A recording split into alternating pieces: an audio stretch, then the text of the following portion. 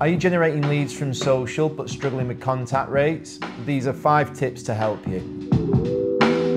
Number 1, don't use Facebook lead forms. They're rubbish. The intent levels of these leads are generally going to be pretty low, and that's because they're too easy to fill in. That then means that people forget that they've even filled the forms in the first place. Instead, send your traffic to a landing page, add a form on there. You can ask for whatever information you want. You can give more context around the product and service, and the intent levels of those leads are going to be much higher. With higher intent is going to be more likelihood of people answering the phone. Number 2, if you've got a sales team, try and match your ad delivery to the sales team's working hours. That means that those leads that are coming in can be contacted straight away. We know that leads that are generated outside of office hours, when you can't contact them immediately, are 2.5 times less likely to convert. Try and make sure that you've got as many leads coming into the business as possible when you're able to contact them straight away. Number 3, linked to that, respond to your leads as quickly as possible. If a lead comes in and you're taking 3 hours to respond to it, then you can't complain about your contact rates. Imagine somebody's just filled in a form, you know that they've got the phone in their hand right now. So try and make sure that you can contact that person immediately. Also acknowledge leads with email and SMS, but also use those email and SMS to keep the intent levels high and create excitement for the product or service that you're trying to sell.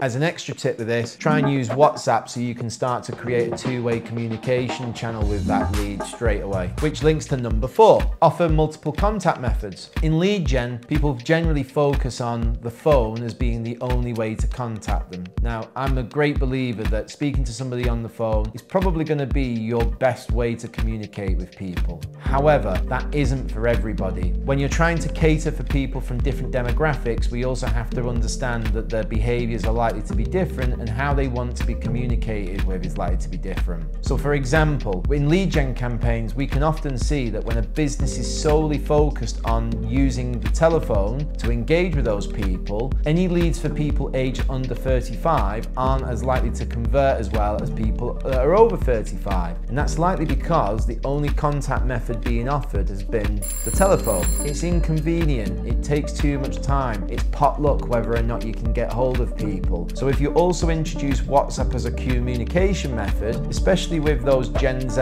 and millennial audiences, your contact rates are going to increase significantly. And finally, number 5, and probably one of the things that is most overlooked, is your thank you pages. So when somebody has completed your form, you send them to a thank you page acknowledging the lead. What do you do on that page? Now, typically speaking, these are the most overlooked pages on any website. However, they should be used to keep those intent levels of leads as high as possible. Get people excited about what happens next. Display the telephone numbers that you're going to contact them from so that they're a little bit more aware of it when you ring them. Use social proof and reviews to show people how great service you offer. But most importantly, start the sales process on these pages. But if someone's actually excited to receive your call, guess what? They're far more likely to answer and they're going to look out for your call when you ring them. So these are my 5 tips for improving your contact rates from lead gen campaigns. If you have any more, please share them and hit like and subscribe if you like this video.